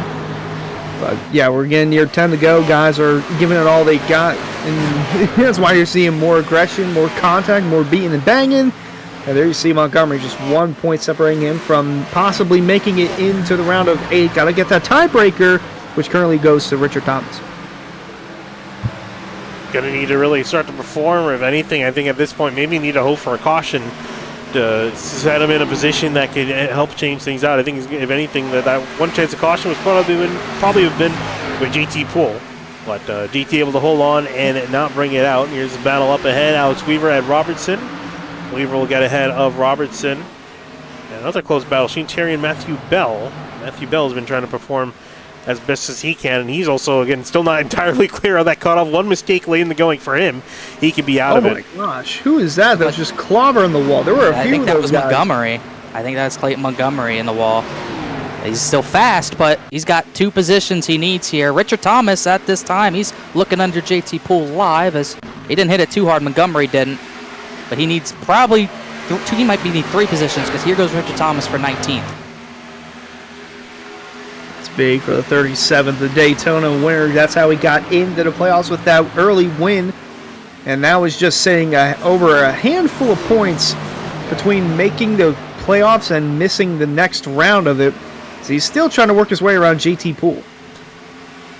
And whoa, is a bit of a brawl in the background. Jordan Martin, Garrett Grant, they're fighting it out for 22nd. And remember, this all kicked off Richard Thomas's chance to get into these into the next round. After the big mistake by Connor Urashak speeding on pit lane, he's relegated all the way down to 39th position due to a big mistake. And we mentioned at the top of the show, due to the big field, you make a mistake, it'll cost you dearly, and that's exactly what happened to Urashak. So he's down the order. He's going to be out of it. He's retired from the session, and it's just down to see really who are going to be the final 2 that'll get their way in. Everyone else more or less good. Matthew Bell, Richard Thomas on that bubble, with Montgomery trying to see if he can burst the bubble and break through. Meanwhile, battle for the lead side by side. No playoff scenarios there as long as they don't wreck each other, but they're side by side for the win. 2 teammates. Nichols caught him. He's going to the bottom, though. Scioli is not going to let him get to his right rear. That's where you want to be for defense on that high line coming to 6th to go. Nichols lost the side-by-side battle on Monday to Michael Curran, who worked his way through on the bottom. How will the 73 navigate this time around with the 7 of Scioli still leading the way? Side-by-side with a lap car closing in is the 73, and Nichols going to try and set it in turn 3. Going to look down low to get past the lap car. Coming down to the wire. I actually didn't think Nichols would get this close again. I thought he would have been a little bit too close, but no bite. But here he comes in the final going. Just a handful of laps remaining. 5 laps to go at the line. Nichols a couple tenths a second away from victory. Got this battle for the lead. 3rd place, John Furness has caught Brad Slaughter, and that points battle hasn't changed too much. Richard Thomas did actually get to the 18th position, so that's another point that's going to be in between him and that position. Actually puts Matthew Bell on the cut line via tiebreakers. So now Matthew Bell, he's not really in the wall. There goes Furness by. Yeah, they made contact before going into turn 3, and that's what led to Aiden to the outside wall as he's running inside the podium. Was running inside the podium spot, but to that no more. As Furness gets around, as we see Montgomery. Yes, trying to get around in 4th position. Tom Bourne, Alex Weaver as well. This could all come down to the very last lap. It really could. This is incredible stuff. He's got 3 positions right ahead of him here. And those are 3 spots he only needs to get by. He needs to get clear the 23 past the 16 and the 62 in a very timely manner with little time remaining. Up for the lead, though. The battle's still not over yet between the 7 and the 73. Montgomery's going to pass Tom Bourne as those 2 battle for the win, but this is 3 wide. Bowie's looking 3 wide bottom. It's going to be a squeeze. Bowie's up the track, has to lift, so Montgomery's going to get the 14th as Tom Bourne starts to slide back. Montgomery's getting closer and closer, but he's running out of time. Running out of cars to pass, too. He can get around the 62 of Weaver, but the next driver up is Alex Bell. He's about a second or so up the road, so in the case of a tiebreaker, it would go to Matthew Bell, as Nichols was actually scraping the grass there, coming to 2 to go. Yeah, it is all kicking off for the lead, as well as the drivers fighting their way into the points. 2 laps to go for the leaders. Looking back, here comes Montgomery versus Weaver. If he can get on by, I think he's going to be tied. I think it's Thomas just lost a spot as well. Puts him back tied. So Weaver, this could be the position. This is for 13th. This would be the position Clayton Montgomery needs as they run. If he can hang on, he might be able to make it on through and skate through. We also do have the bonus point for zero incidents, so that could be a factor as well. It's that close on points. White flag for the leaders, James Scully, Jake Nichols working their way on through out of turn 2 for onto the back straightaway for the final time. They'll be finishing this out caution free as Jake Nichols tries to make a move. I don't think he'll have anything really to give. Got so close to James Scully, but it wasn't quite enough. And as we ran out of turn 4, the number 7, James Scully, will take the win here at Kansas. Big win for Skylerly on to the next round. Richard Thomas got passed by Garrett Grant, who was on fresher tires.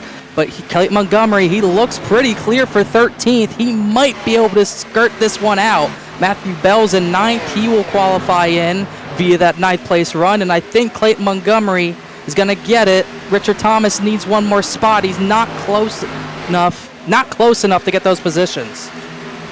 There's Montgomery coming home in 13th, Richard Thomas in 19th, Matthew Bell is in 9th. We think he should be good on through, but it is very close. We really just got to wait till they all get tallied up here at the end. What a finish to this race. Not necessarily for the lead, but all throughout the race.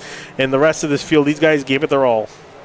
They sure did. It was incredible. We'll get the points updated with the added incidents bonus point. But how about James Scioli?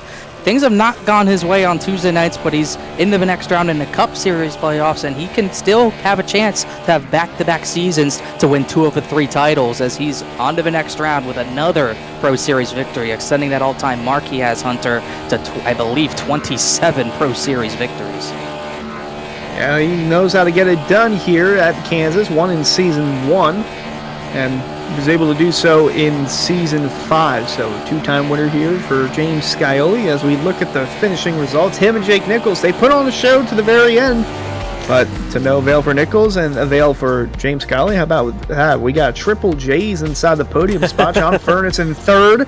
Again, that one from Brad Slaughter and Munsell rounding out the top 5. Then Rabel, Fambro, Tyrion. Then Matthew Bell, who was below the cutoff line heading into the night. By just a point, he is in. And Ed Robertson, good showing in the top 10.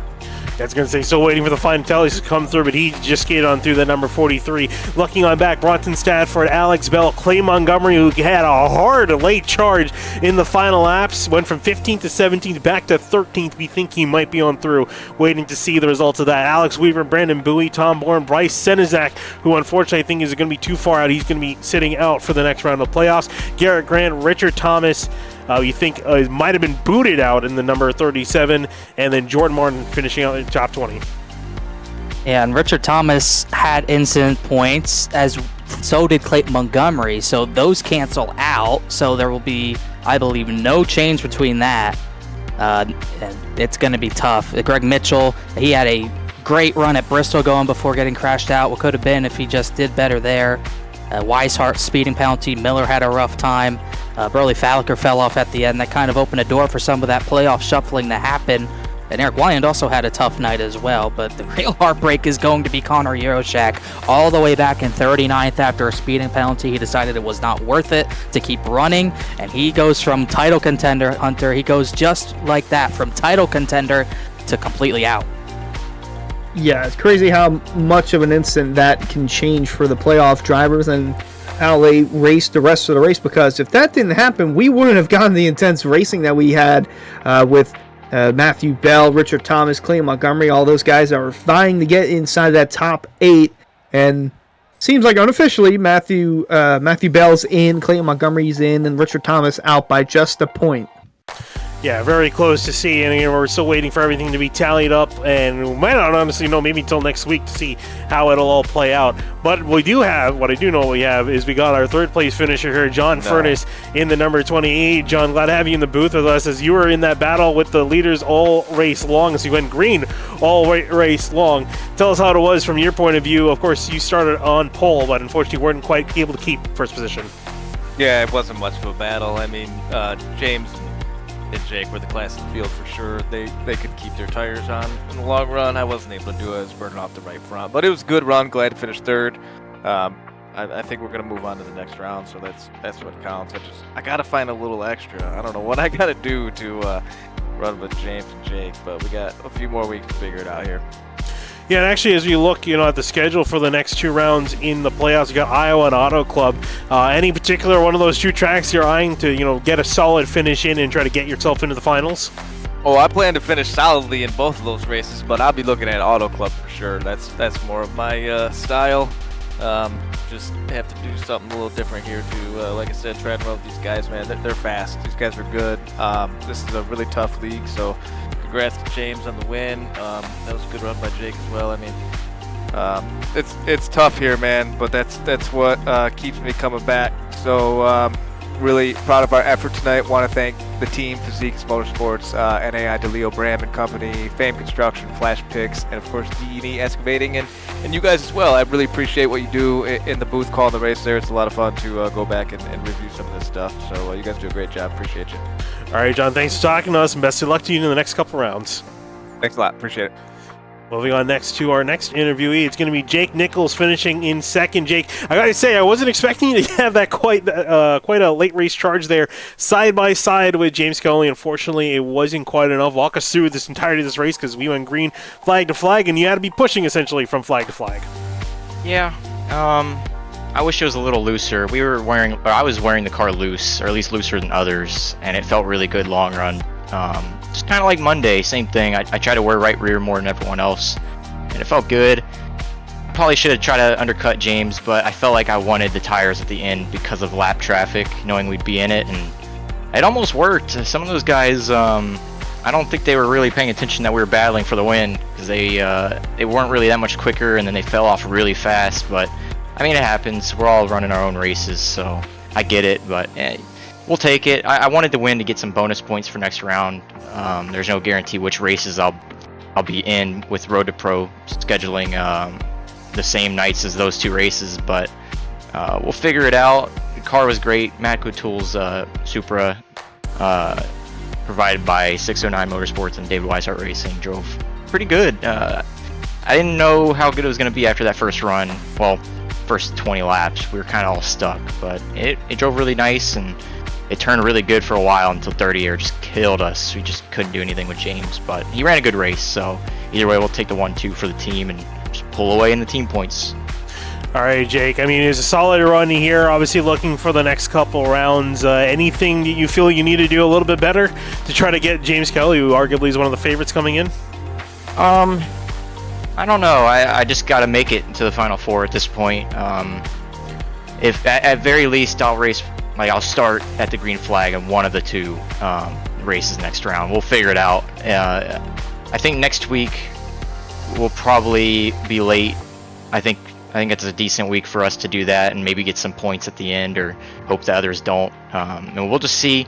I don't know. We're kind of biding our time. I would say I'm really looking forward to the final race in both series we're in. And hopefully we're saving up that win, since it seems like it's been forever. Hopefully we're saving it up for when it counts in the Final 4 race here coming soon. We'll see what's in store, Jake. Thanks for talking to us. Thank you. And last but certainly not least is going to be James Scully coming home with the win. James, you had a solid fight up there. You were leading for a solid amount of the race. In fact, I actually want to take a look and see exactly how many laps you led. You led 71, so that's just a little bit past halfway. But you definitely had a fight for there, especially with Jake Nichols coming back pretty hard towards the end.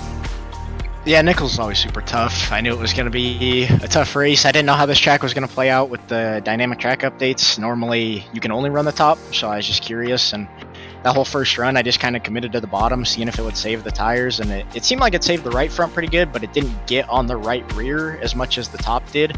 So I think I had like a bigger discrepancy with my right front to right rear than maybe Jake did. And I think that's why he seemed a little faster on the long run. But ultimately, the dirty air here is just so tough to beat. Yeah, the dirty air is really tough to beat in times, but you're able to make it on through and take the win away. Of course, you got Jake Nichols, definitely going to be one of the concerns for you going into these final rounds. Who would you say are your other drivers you're kind of looking at through the field and have marked on your list of your competitors for the championship? Yeah, I think Nichols for sure is the toughest competitor week in, week out. You got speed from other guys. Travis obviously had the good win, the walk-off win at Bristol, so He's always tough. Did your Shack make it on points? He did not, because he ended up speeding on pit lane and finished almost dead last in 39th. So he actually got eliminated. I got you. So then I guess probably Furnace would be next. So I think that that could be a pretty good indicator of the top 4, and all those guys are tough to beat week in and week out. And we'll have another mile and a half for the finale. I don't really know how Chicago's going to drive, so I'm curious to see how that's going to go. We'll definitely see how it plays out. James, thanks for talking to us, and best of luck to you in the next couple rounds. Yeah, thanks, guys, and I want to give a huge shout-out to you guys for capturing these races. Glad we were able to get so much green flag racing this week. It's always fun to let the strategies play out and still produce close finishes like that, so always fun. Made the admin's job easy tonight, but huge shout-out to them for donating their time. And then Rick's Hot Sauce, Code Skyly, get you $7 off there always. Dandles Candles, Matco Tools, Butt Kicker, Chris Sports Cards for being on the car, and DWR should have pulled out a little ways in the team championship, so hopefully we can win that too. All right, James, we'll see you. Best of luck. Thanks, guys. All right, well, that's going to wrap up interviews. And before we go, we got to just take a look and see at the final couple passes we saw that really played out, really changed the scope of the championship, the next drivers into the next championship round, the top 8. Yeah, incredible stuff. One of the best weeks of area racing we've seen. And there's been a lot of good weeks for area this season especially. But as far as the points battles in all 3 series, the walk-off win on Tuesday, and it came down to the final lap, final corner tonight here in Kansas. And just a great week of racing. Really only, 3 yellows across all 3 series, and they all came in a truck race. Fully green Monday, fully green tonight. This was an incredible week, Hunter. Yeah, great racing indeed. Some exciting finishes on Monday with the photo finish between Nichols and Curran, and then Slaughter with the walk-off Grand Slam style victory at the Kansas for the Truck Series. And then not only that, we had another good finish between Skyly and Nichols. They kept it close, but not only that, the point standings, Richard Thomas, Clayton Montgomery, and then you saw what happened to Connor Euroshak, and then that allowed those guys to have a solid effort, and Richard Thomas as well. A lot of good stories out here, but also a lot of sad, disappointing ones, as some playoff drivers' hopes come crashing down, and now they got 3 races left to finish the season on a high note. Yeah, this is taking a look and seeing what happened. This is what the pass that took the 37 Richard Thomas IDC, got on the wall, threw it in too hard, and there was the number 5 of Garrett Graham making it on through. And then Clay Montgomery on the opposite side of the track, making his pass on the 62, trying to get on by. It's that close. That's what it comes down to here for the area playoffs. The 45 and 62 duking, I believe, is 2 laps to go. And then the 45 able to seal the deal there with a dive into turn 1. Some fantastic racing all night long from these drivers, and as it stands, we believe it's going to be the 45 of Clay Montgomery making it on through into the next round of the playoffs. But that's going to wrap up a long night of racing for tonight here in the area Florida State Builders Pro Series. My name is Finney Nakuna here with Connor Horn, Hunter Slappy. Some great coverage here from Kansas. We'll be heading off next week to Iowa across for all 3 series. That's going to be some fun stuff coming up. Thank you for watching.